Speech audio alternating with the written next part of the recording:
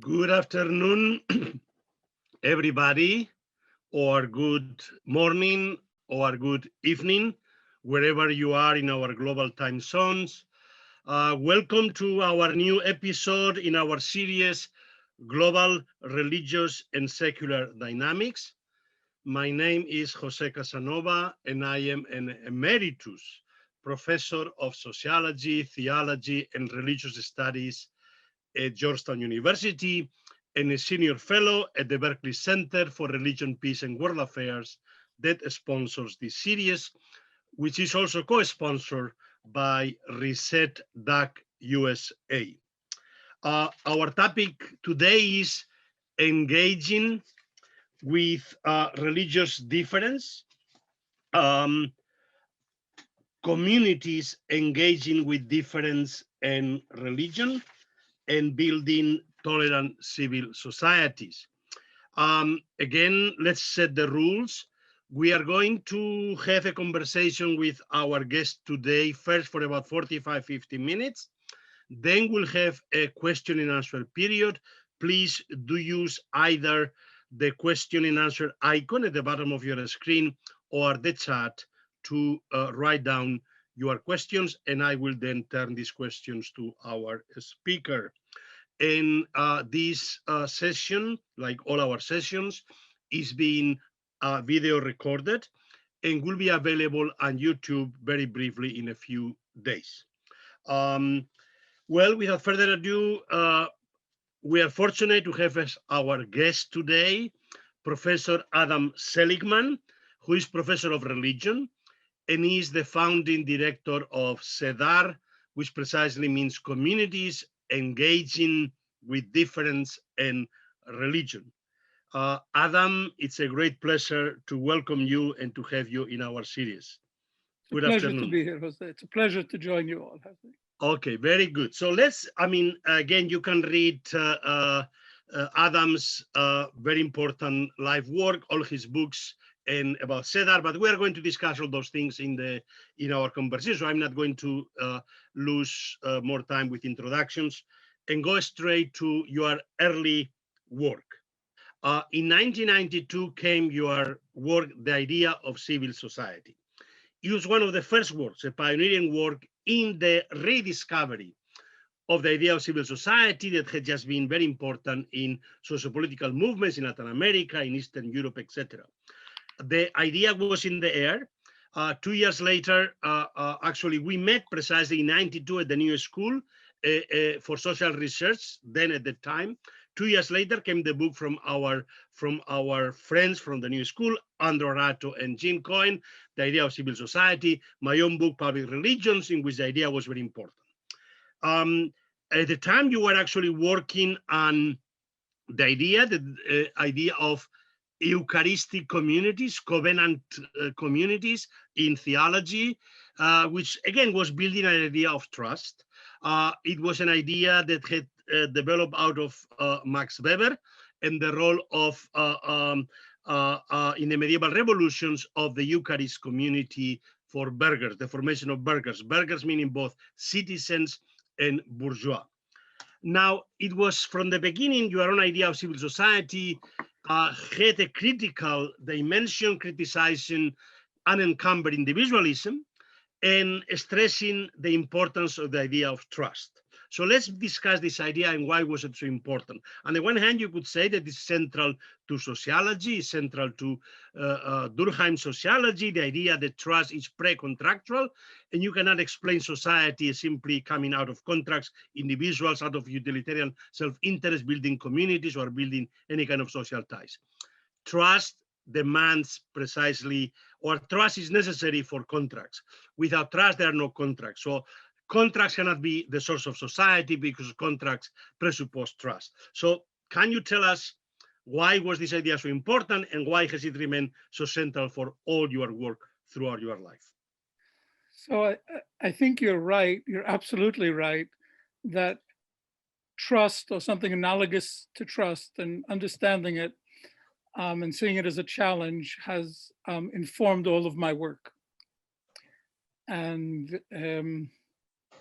trust is, of course, what is or is not between people, right? It's the Zwischenmenschlichen, it's the what is in between.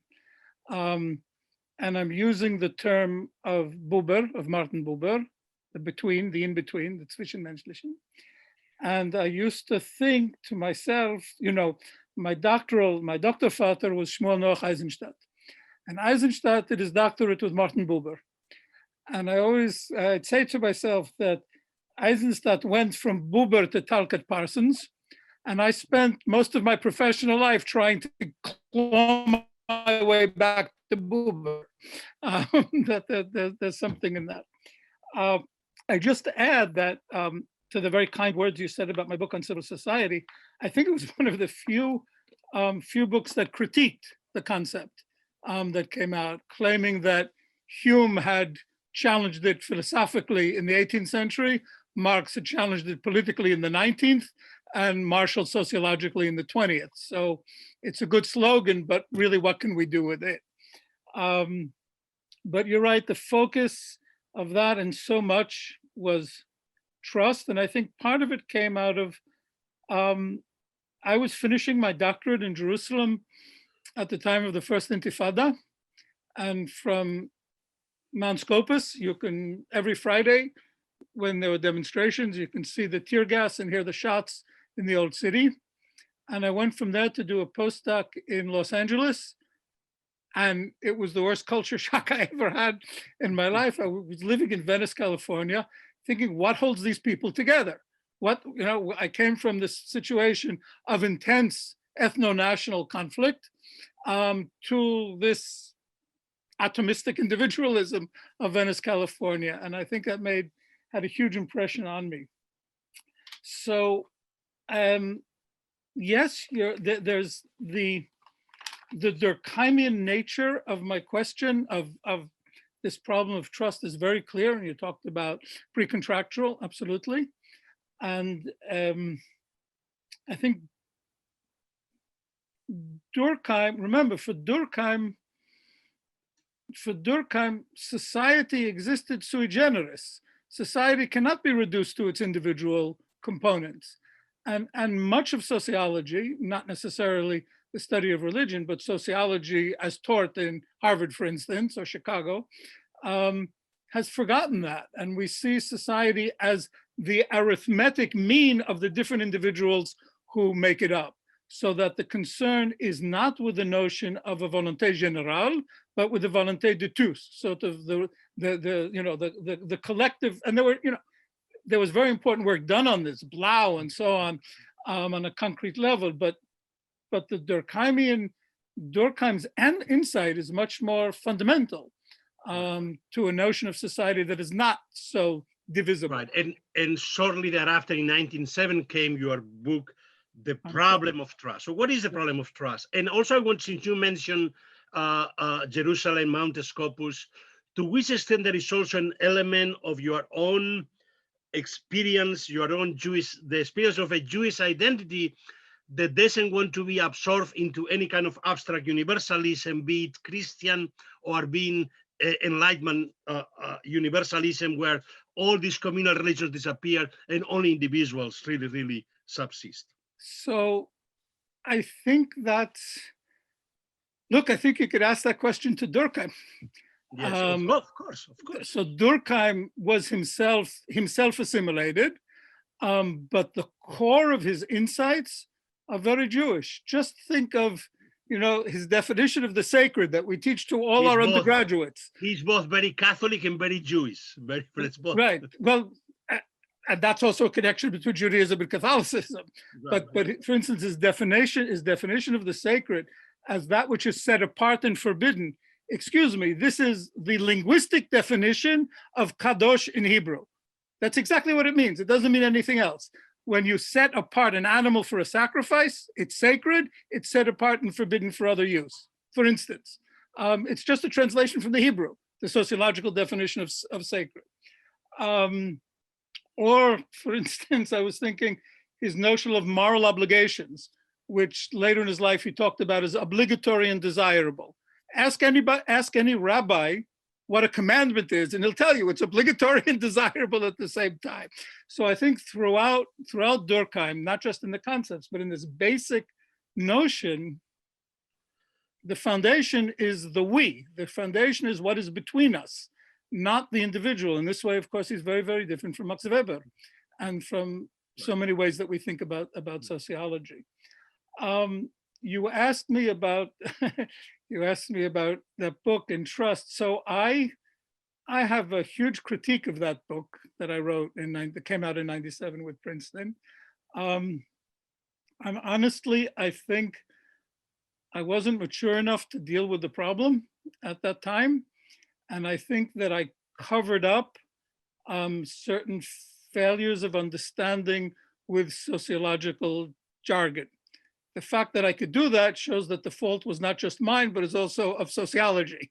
The fact that I got away with it, as it were. So I think there's something very, very fundamental and elusive in trust. And now, so many, many years later, I'm fascinated and have begun working on the problem of oaths and vows, which goes back exactly to the issue of trust. Yeah. And the creative element. And so this work is, I don't know, somehow much more in what might be called a religious, if you will, idiom, although it looks a lot at literature. So in a certain sense, we could say your whole life work thereafter has been an attempt to rethink your early sociological, so an internal critique from within sociology of some assumptions of sociology. I think that's absolutely right, Jose. And the work that I did over the past, whatever it is, about 15 years with Rob Weller, the 3 books that we wrote, the first on ritual, the second on ambiguity, and the last one that came out a couple of years ago called How Things Count as the Same, which is really on social representation. All this is exactly what you say. It's an attempt to rethink, maybe from a more phenomenological approach, the basic building blocks of the sociological imagination.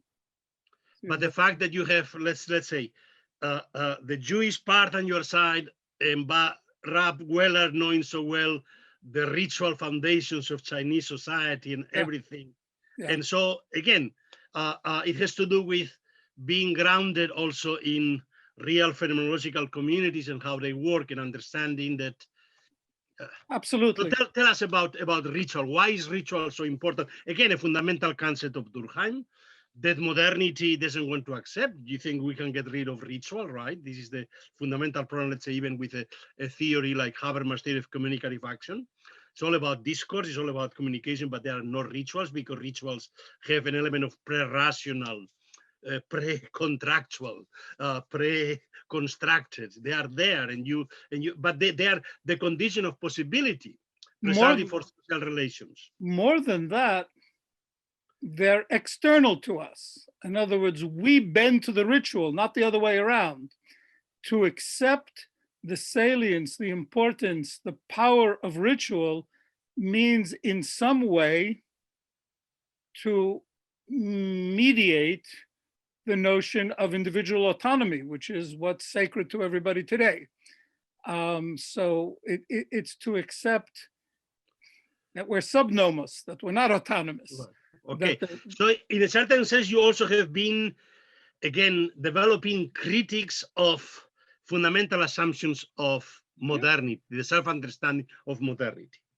But obviously, you are not a traditionalist. You are not defending, you are not attacking modernity from without. You are somehow rethinking modernity from within, so that modernity understands its own presuppositions that wants to radically reject. Because you wrote Modernity's Wager, Authority, the Self, and Transcendence, the year 2000. And again, those are fundamental notions challenging the notion of an autonomous self. Autonomy being so central for the whole ideology of modernity and individualism. So what's your theory about why we are not autonomous? There is an element of heteronomy, and precisely the sacred transcendence is precisely this expression, or these sorts of actually autonomy, a heteronomous autonomy, if you wish. You need to have autonomy, you need this heteronomy that actually protects your autonomy, because otherwise the very identity. Otherwise it's just power. Otherwise you're you're simply in a matrix of power. When you take out, that's the claim there, right? The claim. So I want you to basically expand Claim. more on your ideas and your own words, not the way I Yeah. see it. No, the if I remember, that book's what, 20 years old or something more. More is that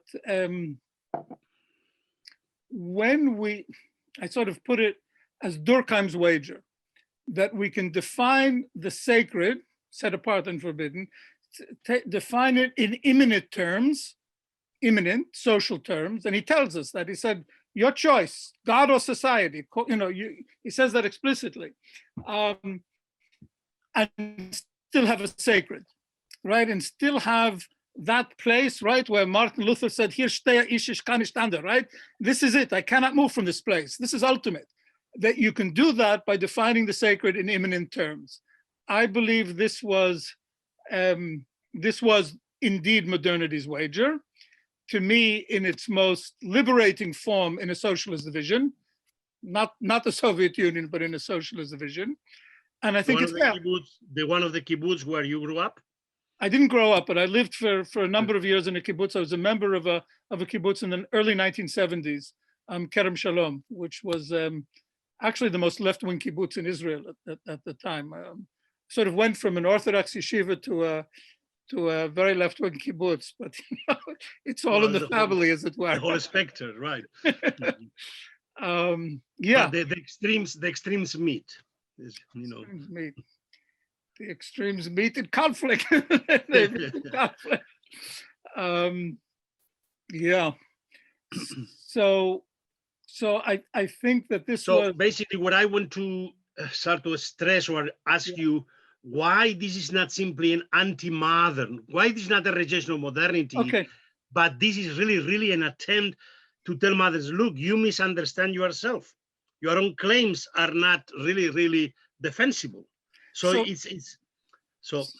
okay, no, that's fair enough. And I think, look, you can say it's anti-enlightenment, let's say, my claims. Well, but which enlightenment are we looking at? Are we looking at the French Enlightenment? Or are we looking at the Scottish Enlightenment? Right. They're very, very different in terms of the models they set, among other things, for reason, right?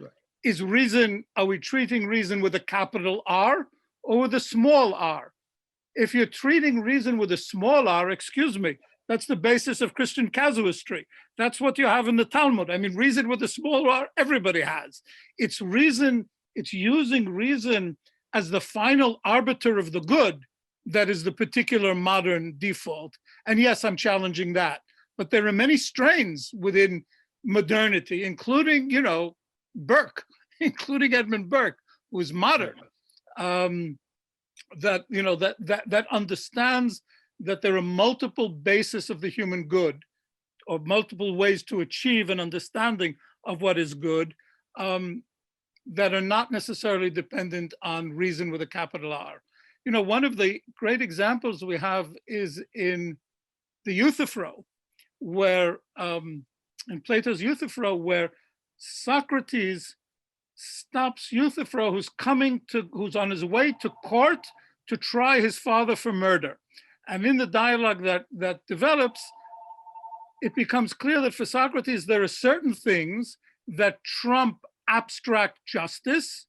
And one is honoring your father and mother, which is in the Bible and many other places as well. Not that was Socrates' reference. In other words, there are principles and visions and articulations of the good that are not purely abstract, which the notion of justice would be. If somebody murdered, he should be brought to court. But if it's your father, is it really your duty to bring him to court? Yeah, that's what Socrates is saying. So here, really in the basis of, one of the basis of our notions of reason and rationality, you have, well, you know what? There are things other than rationality that are critical to understanding the good.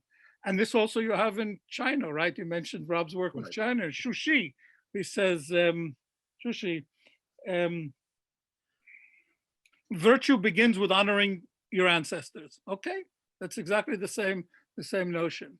So we go back to the point that you stressed about the significance of autonomy for the modern game, for the modern gestalt. Um, Autonomy is one thing, but if you see yourself as part of a tradition, which brings us back to ritual, of course, because ritual is this continuity of something outside of you, not fully determined by you, repetitive, iterated performance that's not fully encoded by you. Then here, you're not denying reason or reasons by a long shot, but you're not taking the notion of an abstract and general reason as the only or the final arbiter of the moral good. And that's the claim I'm making. Right. I mean, you mentioned casuistry. Of course, my professor at the New School was Benjamin Nelson, Yeah. the great, basically, sociological student of casuistry. And we know that the group most attacked for their casuistry were, of course, the Jesuits. Mhm. And of course, the Jesuits were attacked precisely because they didn't accept this universalist reason, because they look for contextual reason.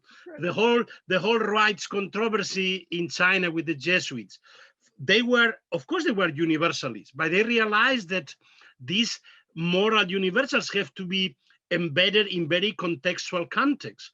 That purely abstract reason or abstract justice doesn't work. You have to take into account the circumstances, the context, the persons.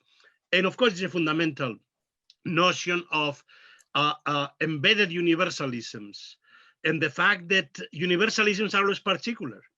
And something can only be universal if it's embedded in all particulars. Yes. And so the question is of embeddedness, Right. of all, any universal can only be universal if truly becomes embedded in its particular. Exactly. And so this is the task of our global construction, a global humanity that doesn't suppress the particularities, but embraces all of them. I mean, this is the project I've been working on, the Jesuits and globalization. But so I want you to, in your own ways, to explain what it is that you are looking for, and especially by looking at your engagement. You've been the founding director of CEDAR, which is communities engaging, not thinking, but engaging with difference and religion, and the importance of precisely practice and ritual. And once trust is broken, how can it be rebuilt? How do you rebuild trust when communities basically are fighting with one another? So please tell us now this aspect of your work and how your theory and your practice come together in this project.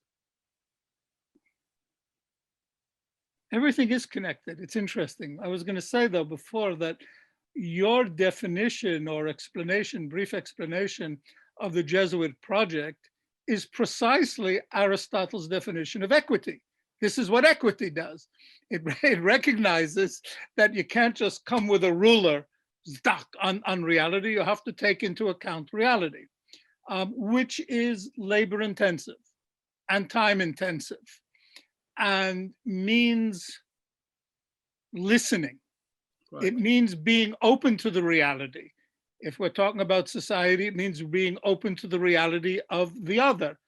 Again, we're back to demands in Jesuit language, demands enculturation, accommodation to the other culture. Yes, yes. Before you can even, you know, I mean, you know better than I do the whole conflict in Africa over enculturation within the Catholic Church. How much can you accept or not? I work very closely with Catholics in East Africa, so I'm not unaware of these issues. And before I talk about CEDAR, I just want to say, so either, and this really is what CEDAR is about, either we accept with our reason with a capital R an abstract universalism, or we recognize that our notions of what to do, the list that we draw up of what to do, are always contested. There's always a perpetual struggle. I don't mean with somebody else. I mean in ourselves between different visions of the good. We always have to square, we always have to balance, just like your Jesuits, general and particular commitments. And there's no algorithm. There's no algorithm. This is the finding the way to hold in both hands the general obligations and desiderata, as well as particular ones, this is the challenge of being a human being. This is the challenge of any social unit. This is a challenge in a family, even in a nuclear family, this is the challenge. There's nothing new here. And the claim that I've made, I guess, in many books, and that was continued in the Reset dialogues and in the articles, is that if our default is just following the universalist vision, we destroy people in the end. We destroy what is between people. And it said everything from email exchanges without salutations to much more terrible types of interactions. I just to go back to Aristotle for a minute and say that the only way to there's no let's say let me put it differently. There's no algorithm, but there is phronesis.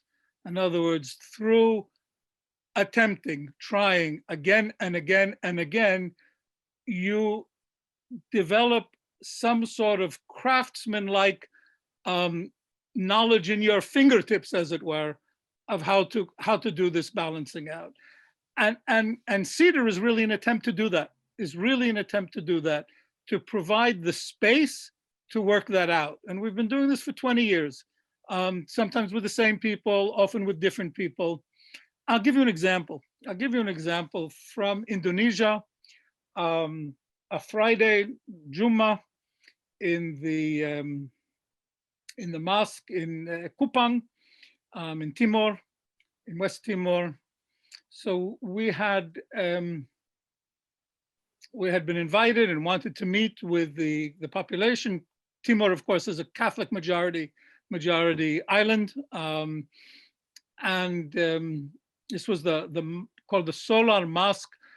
These were Muslims who were actually moved there by the Dutch to provide a buffer between them, the Dutch, and the other natives in the island.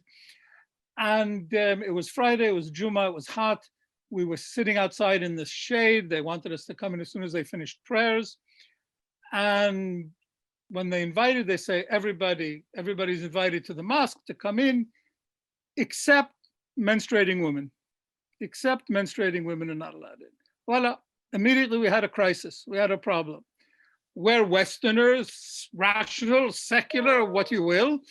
And if we have one principle, it's that for these 2 weeks, we're together. So just because somebody is menstruating, we're not going to leave them out of a project, that's out of a program, that's ridiculous. And sure enough, one of the women raised her hand and she said, by the way, I'm menstruating. She told me later, I don't even tell my boyfriend when I have my period. Here I announced it to the whole island. He was very embarrassed. And we had a problem. And there were these debates, what we do and what shouldn't we do and so on and so forth. And then somebody said, let's go see what we're talking about. Let's go see what there is. So some of us went to the mosque and we saw there was the building of the mosque and there was a veranda, and the veranda and the building were, I can't remember, higher or lower than the ground level. And there was a little sort of circle around it, around where the different entrances, the different 2 or 3 steps onto the veranda. And we said, well, we can sit here, because they said the boundary of the space, the temenos of the mosque is the veranda. Said, okay, we can all sit around in a circle. And sure enough, that's what we did. So some people sat on the inside of the circle, the mosque side, together with the local Muslim population. Some of us, including that woman, sat on the outside. We were all together. And we shared food and we talked and we did exactly what we wanted to do. In other words, we felt no need, and it would be against the principles of Cedar, to convince them, not that we could have, of the fundamental principles of equality of reason and so on and so forth, nor were we going to be convinced by an exclusionary principle that menstruating women should not be in this place. But we found a way to solve the concrete practical problem that faced us at the moment. And this is called equity or Solomonic justice. Exactly. Well, I think it's about eschewing abstract principles and trying to sort of focus on how do we do what we have to do now. It's very Deweyan.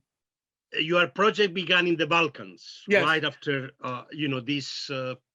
ethno-religious conflicts that emerged out of the dissolution of the Soviet Union. But obviously, as you said, you had experienced these communal conflicts, obviously, in Israel, Palestine, and so on.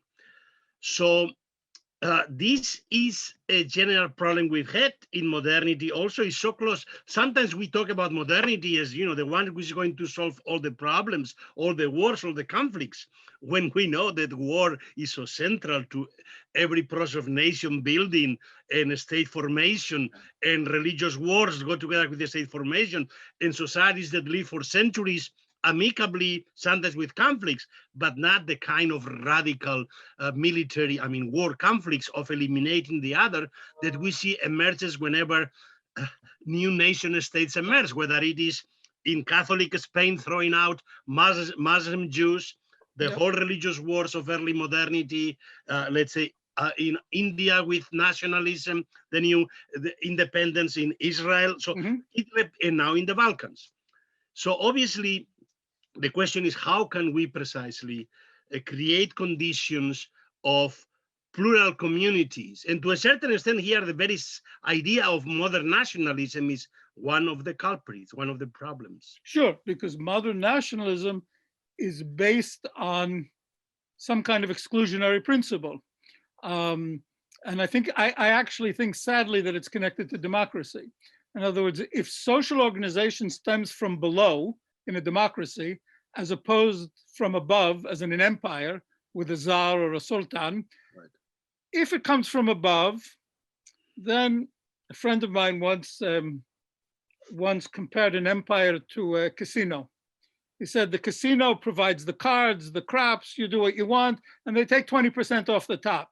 You have to pay taxes, you have to send janissaries, but other than that, you can do whatever you want. That's not true for a democracy. A Right. democracy needs your heart and your soul as well. Precisely, I think, because social organization is from the bottom up, not from the top down. But yes, right, all these places were places that emerged from empires, whether the Balkans or the Middle East or India or other places, or Africa, not to mention Central Asia, So the problem, empires, the way they were organized, did not deny what I think is a fundamental aspect of human existence, which is that we have to live in communities.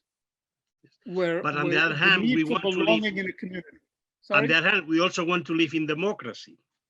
So, Yes.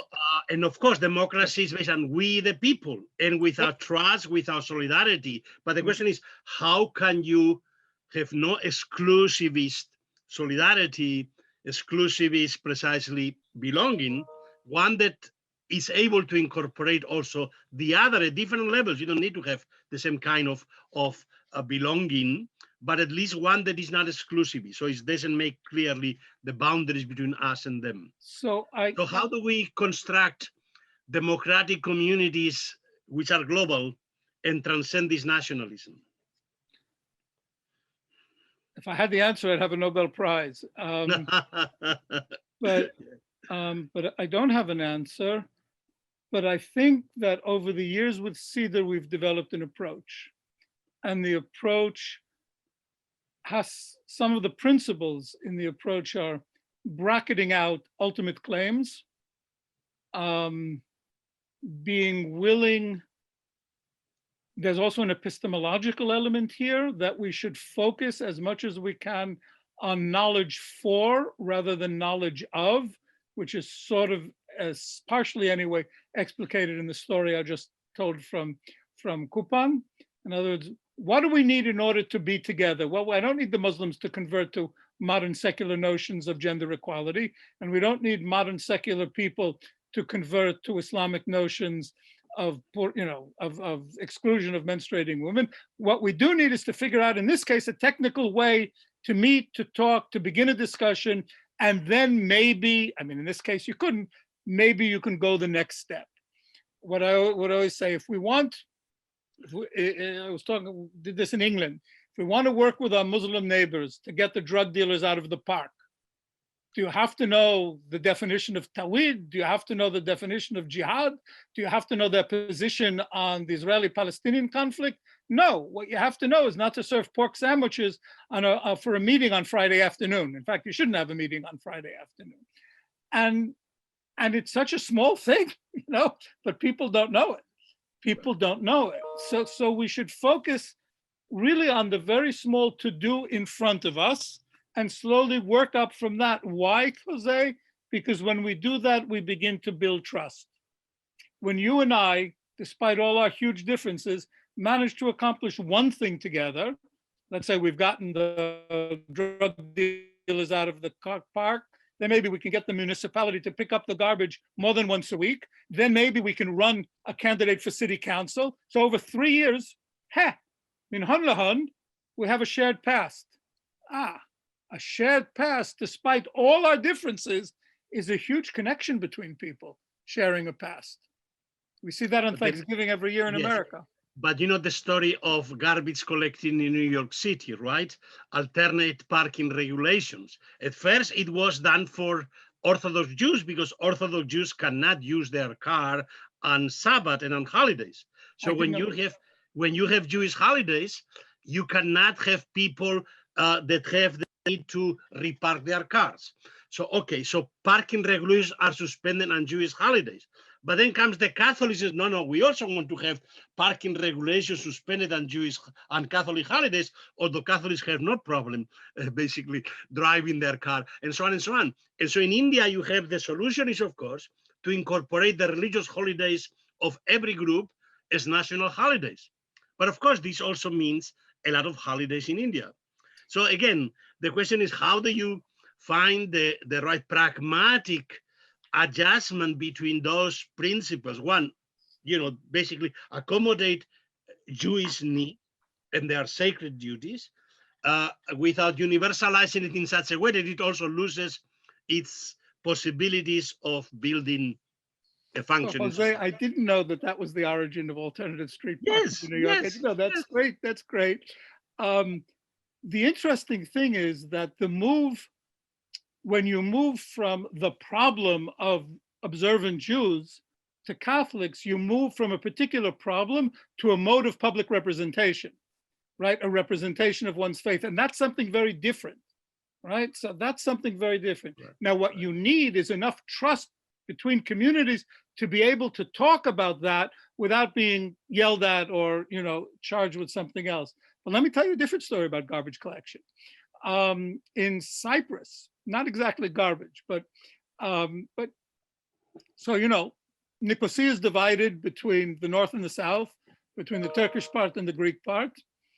And it was impossible to begin any type of intercommunal across-border work between the two sides of the city until the sewage system started to fail and the whole city stank.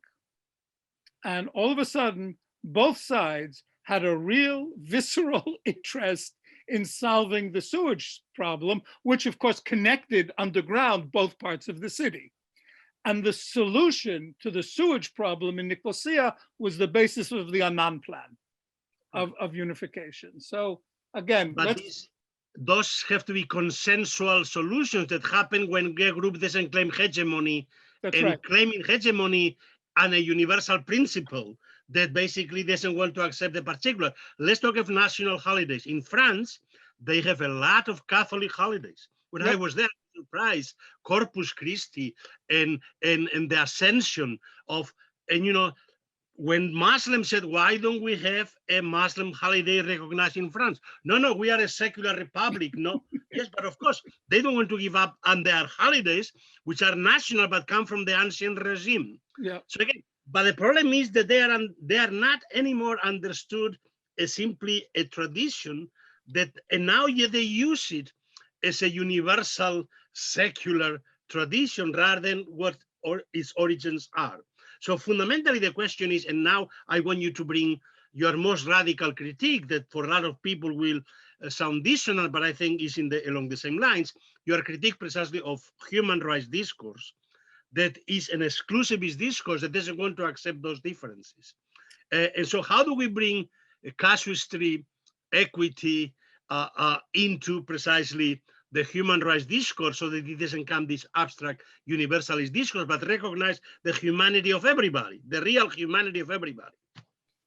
So since that that extended responses to the original article on human rights were organized by Silvio Ferrari, I'll start with a story from Italy.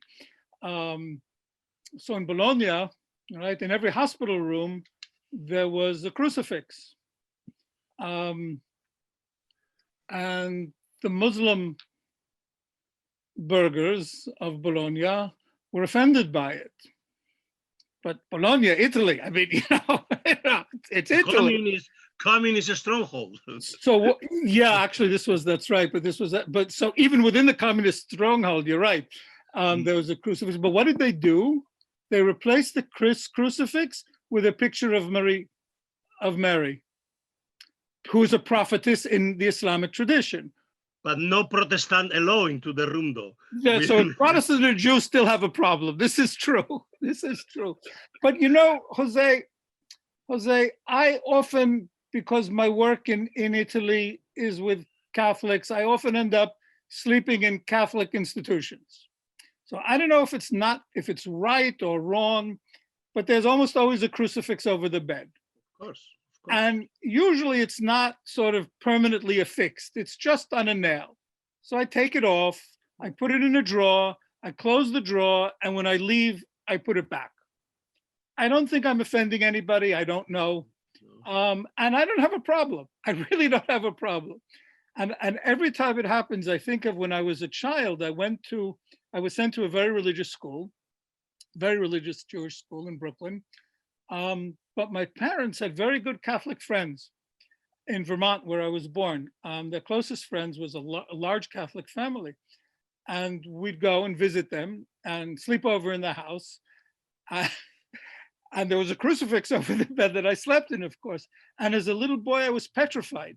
I was petrified that God, the rabbis, I think they were one entity in my mind, would know about this, and I'd be killed. I'd be punished for sleeping. So I think of that every time I take the crucifix off. But I'm saying there's no reason to get upset about. You can find a way. You can always find a way.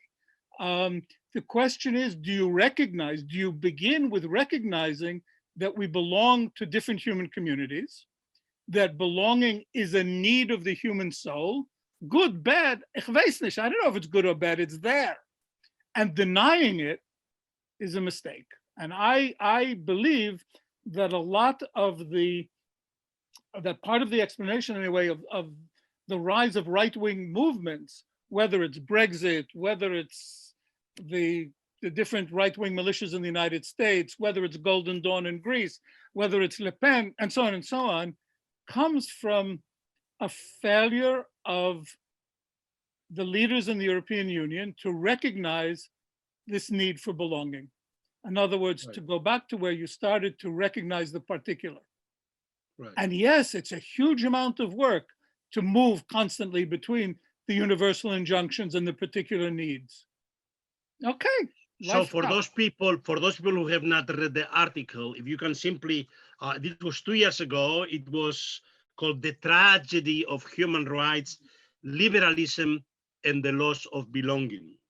So obviously this is your argument, but can you present it, why human rights discourse has a problem, why it needs to accommodate these circumstances? So the claim was that the claim wasn't that human rights is a bad thing, wasn't that claim at all. It didn't claim that human rights should be ignored. It didn't even claim that belonging is more important than human rights. It just claimed that there are other goods and other ways, human goods, and other ways of articulating the good other than in a discourse of rights. And it tried to make that point in various ways. It also pointed out, by the way, that other traditions of rights reference political communities. Think of droit de citoyen, the rights of a citizen. So this recognizes a political community. Human rights doesn't reference a political community, doesn't reference any community. It just references the individual qua individual. And what we're saying is the problem is precisely that anodyne reference that does not connect a person to her or his people. And that and then we talked, whether in the original article or in my response to the responses, we gave examples of how, because the article, as you know, was published and about a dozen people responded, almost all law professors, and this was put on the Reset website, and then we were asked to respond. Almost all of them saw it as a all-out attack on human rights, and it was really a claim to say, you have to hold something else in your mind at the same time, which is human need to belong. And I mean, there are many, many examples given. One of those that I think about is, so take something very controversial like female genital modification. I notice the word I'm using, modification, not mutilation. And if you say modification or mutilation, it already puts you in one or another camp, obviously. So CEDAR did some work on that in East Africa, in Karamoja, the area of northeastern Uganda, northwestern Kenya, and South Sudan. And so one of the things we learned that was fascinating, that men are also circumcised, but not in the way people in the West are aware of it. In other words, circumcision doesn't mean for them what it means for us. For us, it's removing the foreskin. For them, it's stripping all of the skin from the penis, so that it just becomes scar tissue. It's a pretty gruesome procedure that's done publicly to 12, 13-year-old boys, standing in a line outside, usually with a homemade knife. Which this doesn't accord with universalist agendas, so nobody talks about it. You know, whether it's a good thing or bad thing, again, I don't know, but it doesn't fit into the political dynamic. But the point I wanted to make is human rights organizations come in, find people in the village who will accept their support, meaning money, right? In so doing, reorient power in the village. And by the way, in some of these places, the word for money has become NGO. In other words, that's what money is. However, in many such villages, women who are not circumcised are not allowed to collect dung to insulate their huts. They're not allowed to collect grain from the communal grain storage. They're not allowed, they have to give up their place in line for water to a woman who has been circumcised. A man who is not circumcised has no authority in the village. And when he dies, he's not buried in the normal manner. He's not taken out of his house on a bier, but a hole is made in the wall and rope is tied around his neck and he's pulled out of his house like a dog. Now, all I'm saying is if all you look at is the issue of FGM and you don't understand the whole kinship system, which is the whole organization of society within which it's embedded, what are you doing? You're acting irresponsibly, you're acting arrogantly. You're once again imposing Western universal values on Africans. You did that once before. And you know the result wasn't very pretty. So we're not saying one should or one shouldn't. I certainly can't go anywhere in the world and tell people what to do, but I can, together with local people, say, let's build a space where this can be talked about. Reason with a small r, not reason as final arbiter, some abstract notion of equality, but let's talk about what can be done. How can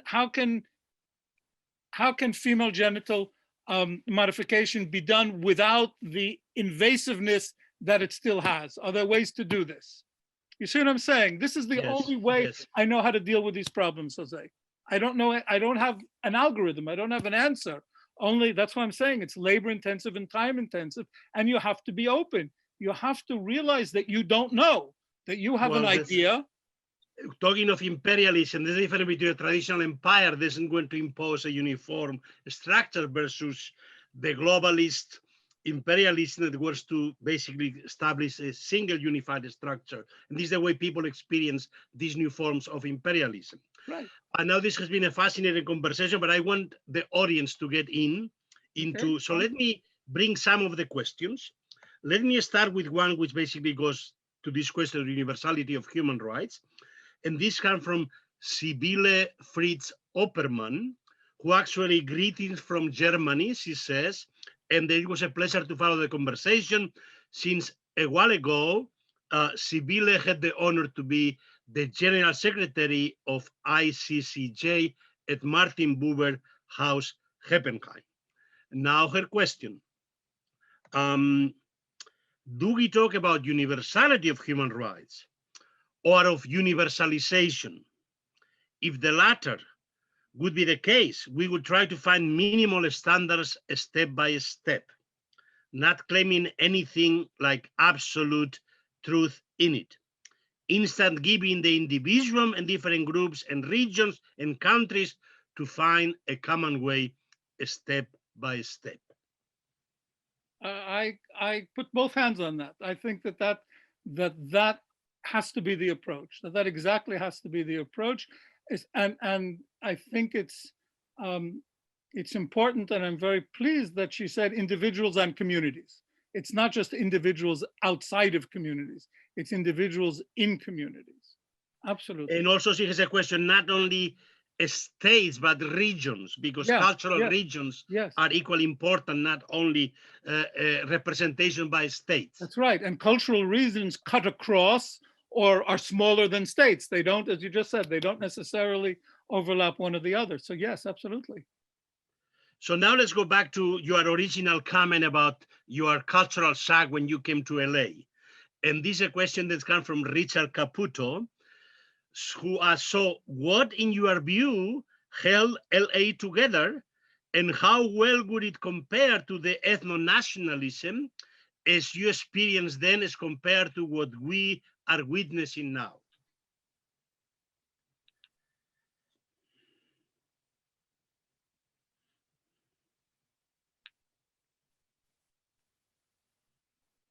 One day, so I rented a room in somebody's house when I was a postdoc in LA, and I couldn't smoke in the house, but she let me smoke. I still smoked in those days. She let me smoke on the balcony. And so these were, you know, houses, LA, even then, they were expensive. They're about $1 million in when was this, 1989. I was smoking in the back porch, and somebody was going through the garbage cans, collecting, you know, bottles and cans for the nickel redemption price. And homeowners were saying, oh, you know, you should go 3 doors down. They had a party last night. There're going to be a lot of bottles there. And I thought, you wouldn't see that in many other countries. The difference between the class difference would make that interaction fraught, uncomfortable. Perhaps the homeowner would be overbearing. Perhaps the person collecting the bottles would be diffident.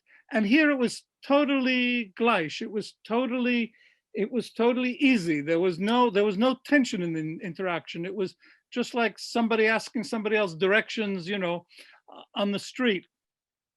So there was something there that spoke to me, to a commonness, to a shared frame that wasn't, let's say in England, at least in the old days, divided along class lines, that there was something else connecting people.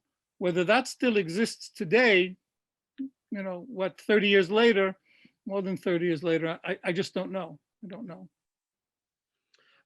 This is a question from Aditi Dhruv and goes back to the notion of ritual.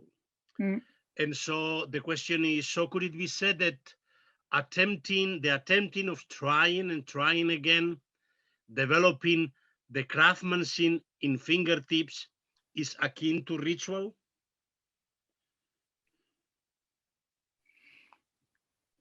That's What great it stuff. becomes phronesis that becomes habitual. It's a Yeah, yeah, paideia, yeah, right? yeah, It's a yeah, yeah, paideia. yeah. So it becomes a ritual by habituation. If you do it again and again, it does Yes, it become. does. It does. It does. I know by association with two things. A friend of mine a very religious Jewish guy who says, you know, you have to pray like brushing your teeth in the morning. Yeah, in the same sort of automatic way. And and the other thing I thought of is the great parable by Franz Kafka about the leopards break into the temple, destroy the vessels, drink up the sacrificial nectar, and leave. And this happens year and year, every year it returns until it can be expected and becomes part of the ritual. So I think yes, I think that that it does. I think it does. And I think you can talk about, maybe we should distinguish between ritualistic as an adjective and ritual as a noun. Maybe that's helpful to make distinctions. Right. But I also think that, and we talked about this in the book,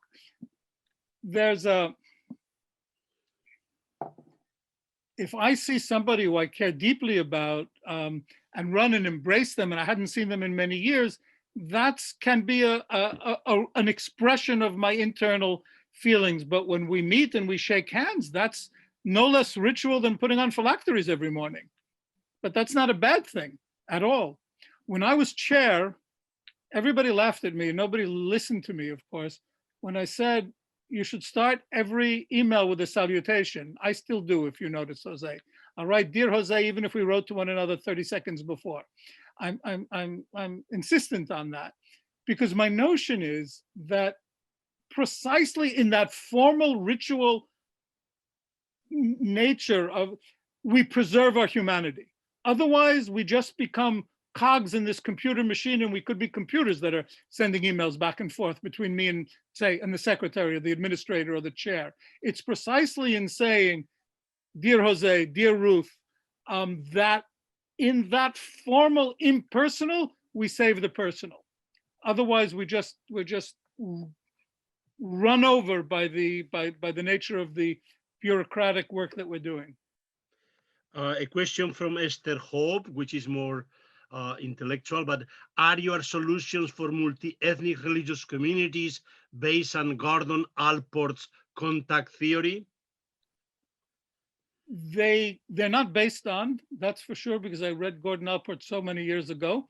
But there is absolutely something of contact theory in what we do. But CEDAR, just on one leg, CEDAR engages three types of learning: cognitive, lectures or seminars like in a university; cognitive learning, experiential learning, we go places, whether it's gypsy neighborhoods or transgendered pesanthrans in Indonesia or wherever it happens to be, or mosques or churches or refugee camps in Uganda, wherever it might be. Cognitive learning, experiential learning, and affective learning. There's work that's done throughout the programs in small groups. And this comes together with sharing experience, intense sharing experience, and collective reflection on the experience. So it's not just contact, it's building a shared story about what we experience together. Yeah. A question from Neil De La Haye, and the question comes, it's even a striking question: is dialogue possible with atheists, with people who genuinely don't find faith in their heart, as if precisely atheists do not believe in their own things as everybody else, and whether atheists do not belong to communities? But so I just want to somehow, so that the notion of transcendence has a function but doesn't mean that people that do not believe in transcendence cannot basically belong and participate in community and be as moral and as ritual and as anybody else. But so I just wanted to address this question.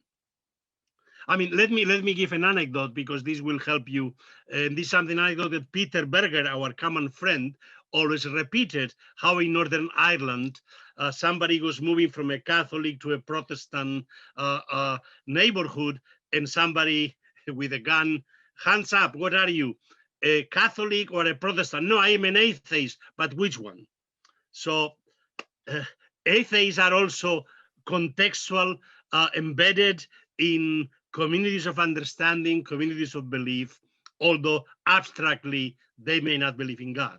But Jose, that's the question, is not that very different from a very wonderful young woman in Indonesia who was Catholic, and after 2 weeks with me, she said, I can't believe somebody could be a nice person and not believe in Jesus. It's the same question. Exactly. So I think the important thing is the dialogue, is the connection, is the between. When we talk, we're building something between us. That's where we start. And I think we have to talk to everybody. And then Marco Ferraio has a question. What is the difference between identity and belonging? I feel my marriage to be an identity or a belonging depending on the mood of my wife. So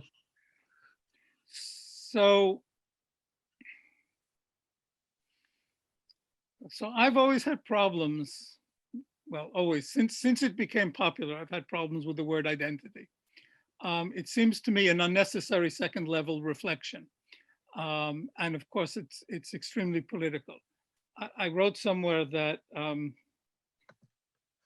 my grandfather was a rabbi, observant Jew, came to America in the early years of the 20th century, taught Talmud and JTS. If you asked him what his identity was, he'd have no idea what you were talking about. He did certain things. He ate certain things and not other things. He read certain books and not other books. He didn't think of himself as having an identity. He was Jewish. We, as a sociologist, as an external person, would say his identity is Jewish. Now, what's happened now is people amicably say of themselves, I have an identity. So that's what I'm saying. This is already a second order level of self-reflection. But people have identities, as we just said. You don't have a belonging, you belong. Identity is about having, belonging is about being. Okay. To me, this is a significant difference. Now, a rather could I just add something? Yes, please. A friend of mine, a nun in Uganda, who has various problems with the spread of Pentecostalism, as well as charismatic Catholics in the church there. And she'd say, I don't understand them. They talk about my church.